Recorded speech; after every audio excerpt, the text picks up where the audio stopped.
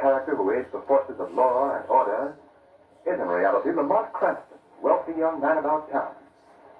As the Shadow, Cranston is gifted with hypnotic power to cloud men's minds so that they cannot see him. Cranston's friend and companion, the lovely Margot Lane, is the only person who knows to whom the voice of the invisible Shadow belongs. Today's story, The Voice of Death.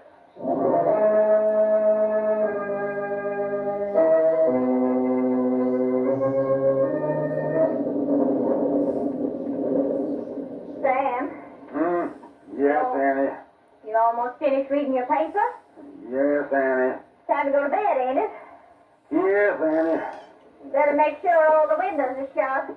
Sounds like a real mean storm coming up. Yes, Annie. Sam, Yes, Annie. did you hear that? What? You hear it? Sounds just like little kittens. Yeah. Well, I wonder where they come from. The poor things outdoors on a night like this. Sam, will you go out and find them? Go on, will you? No, Annie, you don't. Just listen to them little critters. Ain't you got no heart, Sam? Oh, all right. Where's my raincoat? Oh, here you are. I'll set up a little box for 'em by the fire. All right. Now, stop your crying, kittens. I'm coming. Just wait. I'll eat up a bit of milk, too. You see him, Sam? No, not yet. Kitty. Annie, Sam, what's wrong? What in the name of all that's holy? Sam, what is it? Sam, what happened?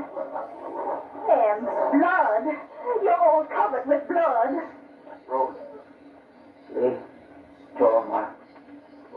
Sam, how could kittens do... Sam is dead.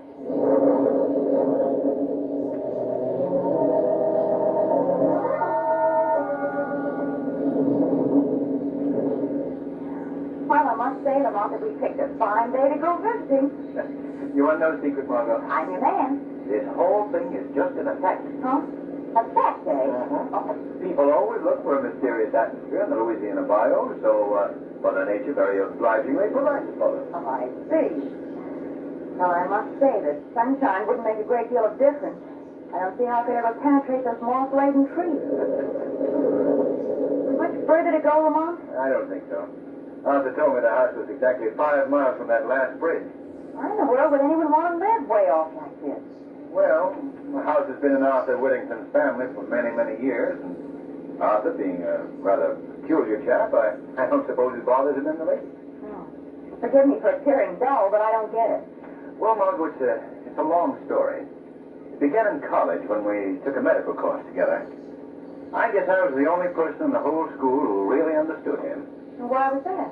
Well, Arthur was a brilliant student, but he was also a highly sensitive lad, always imagining that people were making fun of him, laughing at him behind his back. Was there any reason for that? Well, yes, there was. It was his voice. He had the harshest sounding voice I'd ever heard. It cracked, it rasped, it did everything that a voice shouldn't do. Really? In fact, it was his voice that made him leave medical school. I don't follow you, Lamont. Well, it all happened one day in class. Arthur had prepared a paper, an excellent paper that he had to read aloud to the student body. I can see him now, nervously getting to his feet, fumbling with the paper, then clearing his throat. Thank you, Professor. I have the paper ready.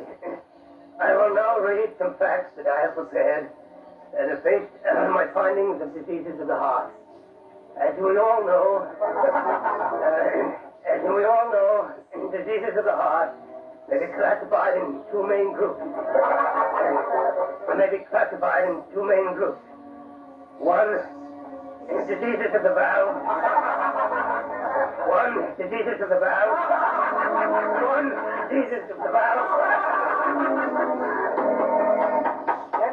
Gentlemen, please. You may proceed, Mr. Whittington. Mr. Whittington, where are you going? Wait, why are you leaving the classroom? Well, he threw down his paper and walked right out of the room.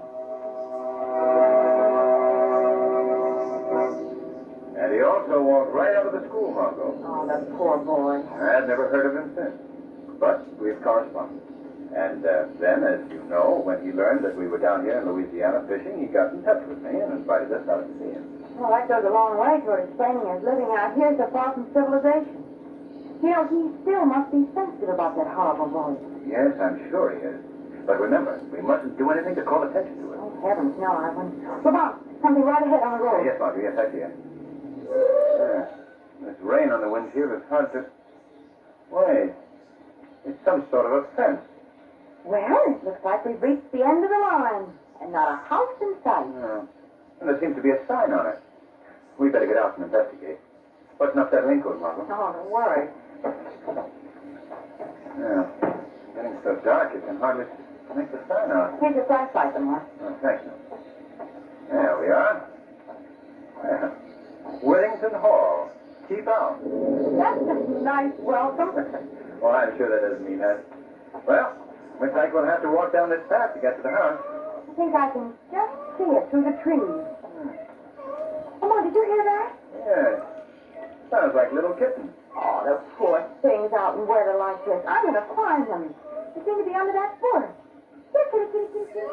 Margot, you'll get so climbing around in that underbrush. Well, I haven't just... Margot! Come here quickly. Margot, what's in it?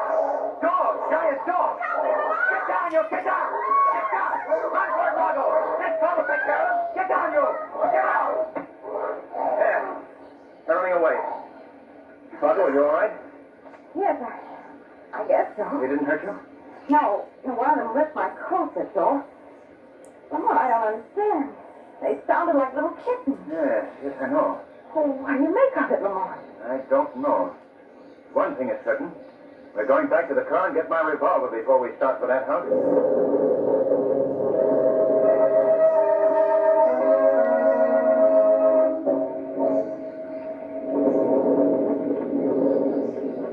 Lamont, I've never seen such an eerie-looking house in my life.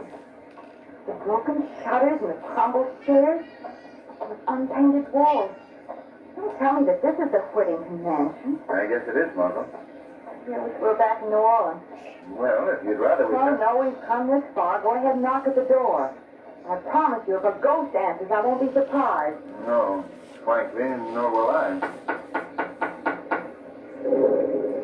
You going to tell Mr. Whittington about the dog?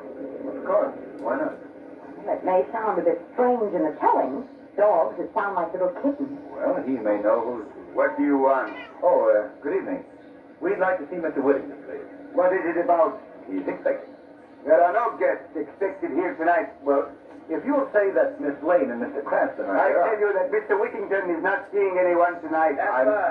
Jasper, what is it? People here, Mr. Arthur. Oh, Arthur, it's Lamont Cranston. Lamont, come in.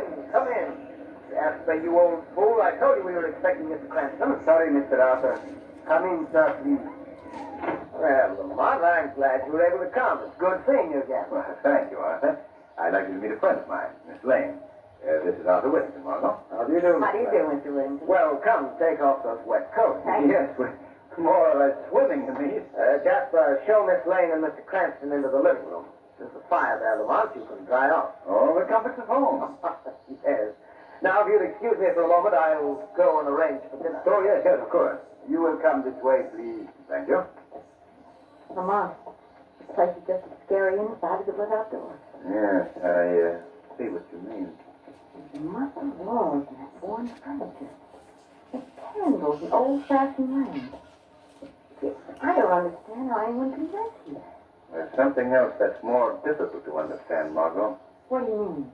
That man that greeted us was Arthur Whittington. But it was not Whittington's voice.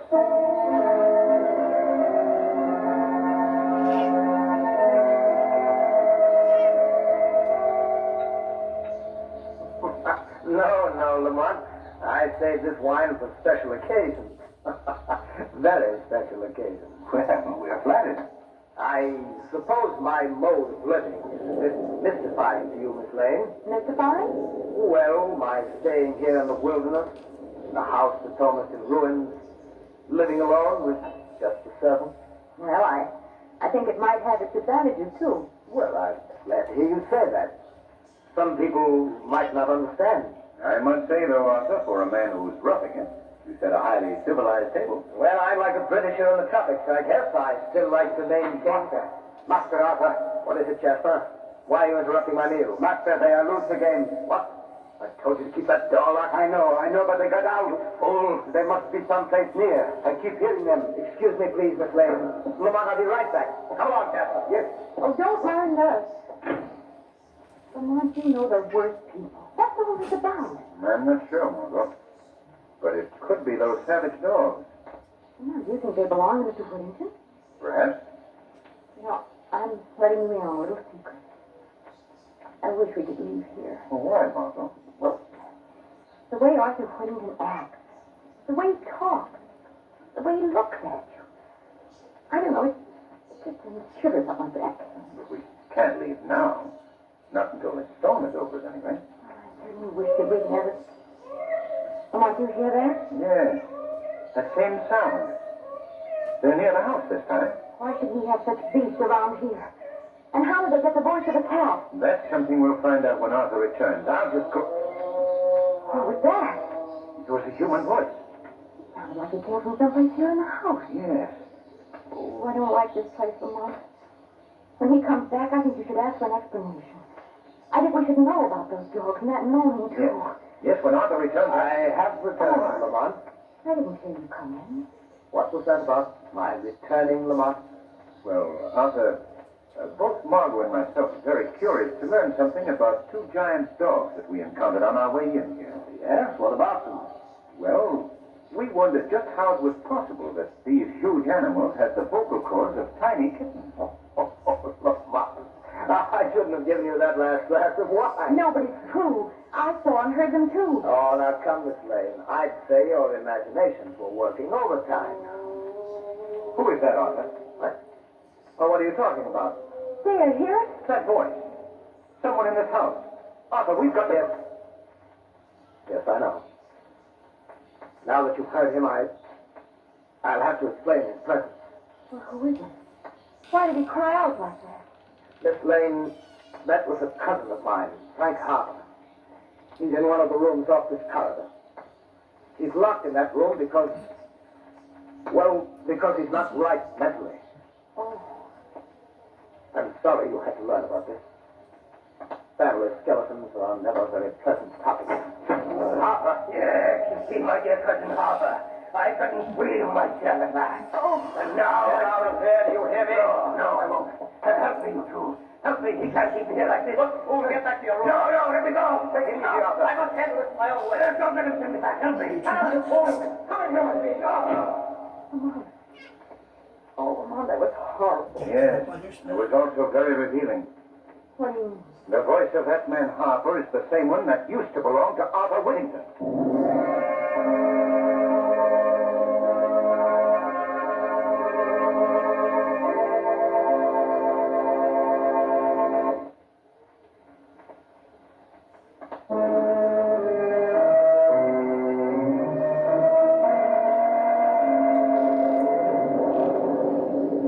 Lamont, what does all this mean? I don't know yet, Margot.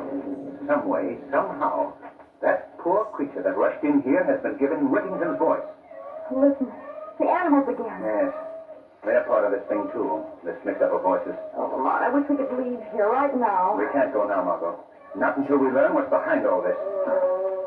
Lamont, what's happening up there? And this Harper's being beaten. Come on, Margot. We're going to that room. What are you going to do? I want to talk to that boy.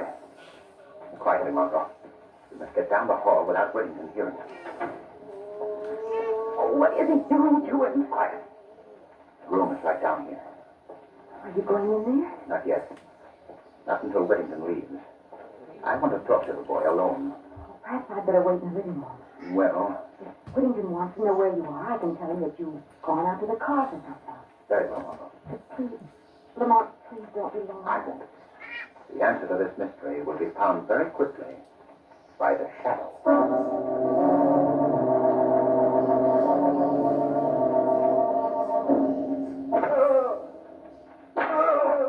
That'll teach you not to go running around this house. Now you stay here and be quiet, understand? Either to obey me in the future. Good night, my dear cousin.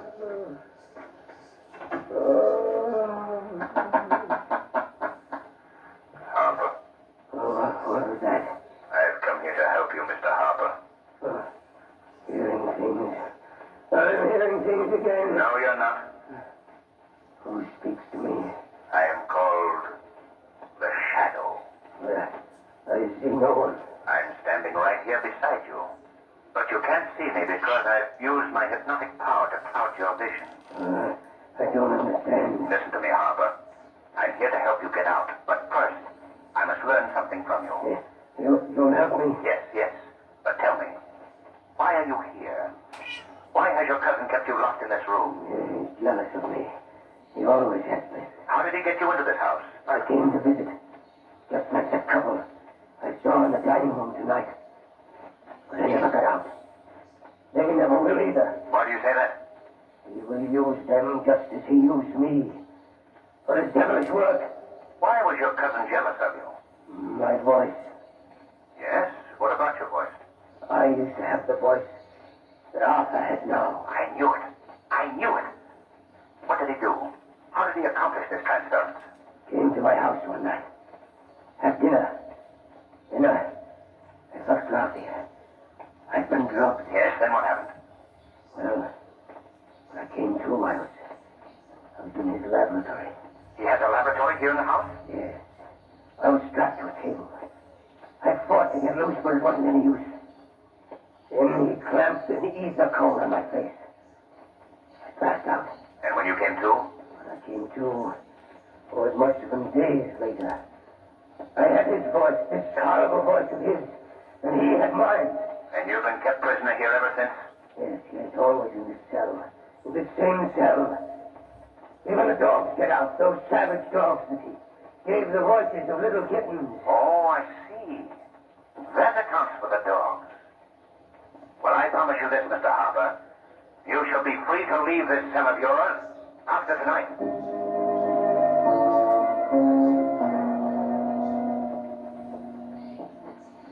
Is that you, Lamont?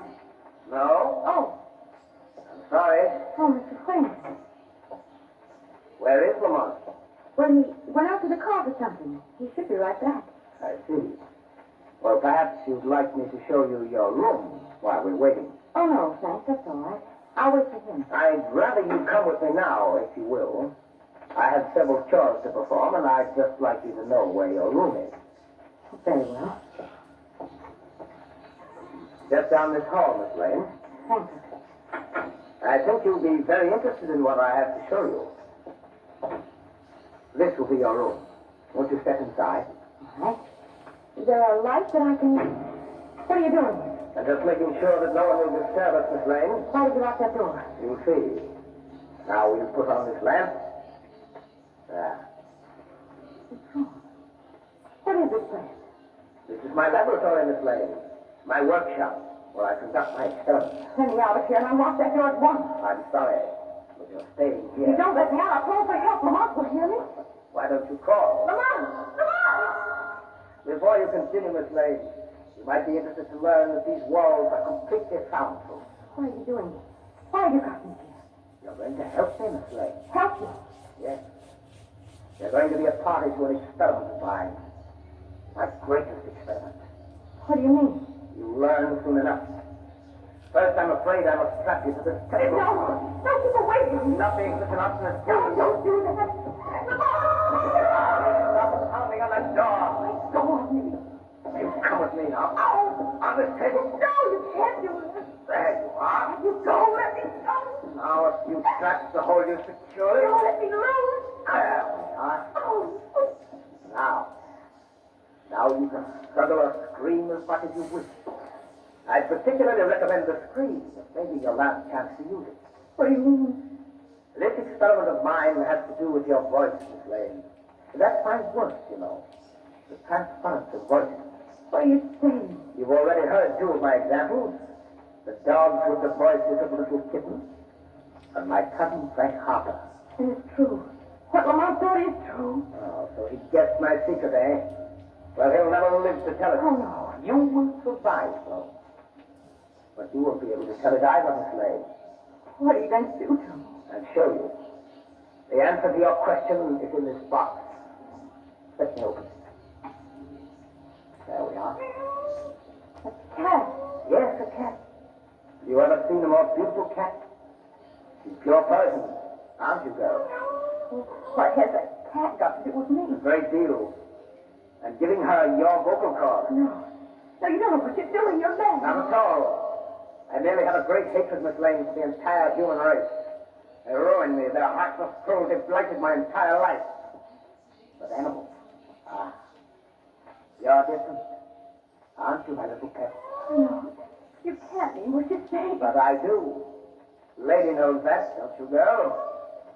She knows that after tonight, we'll be able to converse. Be able to tell one another all the things that we've kept stored up. You can't do this. And you, Miss Lane, as befits your sex, you will have the vocal cords of a cat. No. No. Now I think we can proceed with these. No, keep away. Keep away. There will be no pain. Miss Ether will take care of that. Are you ready? No, please. No, she isn't ready, Mr. Whittington. Who is that? Who spoke? I spoke to you. Who are you? I am called the Shadow. Don't try to find me. I've made myself quite invisible to your eyes. What are you doing here? Why are you interrupting my work? I've come to put an end to your work. I'm here to free that young woman. Oh, no, you won't. I'm not frightened by someone I can't even see. Put down that ether. I'm going ahead with my work. You may not be able to see me, Mr. Whittington, but I think you'll feel this. Why, you... Now I'm releasing this girl, and then I'm holding you until I can get the police out here. They'll be very interested in your experiment. You think you can keep me here, do you? The light, sir, the light. Now, Mr. Shadow, I am invisible too, and I'm getting out of here right now. Stop it. He's going to rotate the Come right. back here, Whittington. Come and get me, Shadow! Come on, Margot. She's not getting away. There he is crossing the lawn. Evidently trying to get to our car. Look, those two figures running after Whittington. It's the dog, the giant dog. They're chasing him, Lamont. What a pair of faces. Let's get the car. Lamont, can't you do something for us? We're doing something for you, Margot. What's the matter with you? Quick, back in the house. Oh, they're coming on us, Lamont. Oh, they were there. All right, you stand still, Margot. I'll take care of them.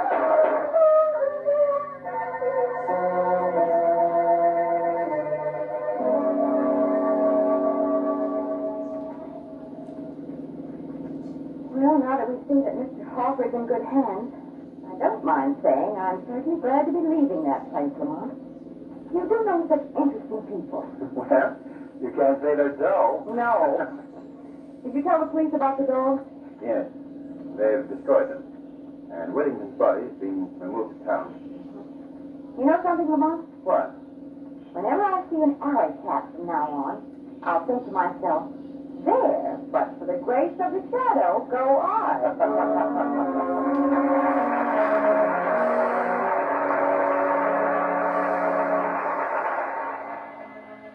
The weed of crime bears bitter fruit. Crime does not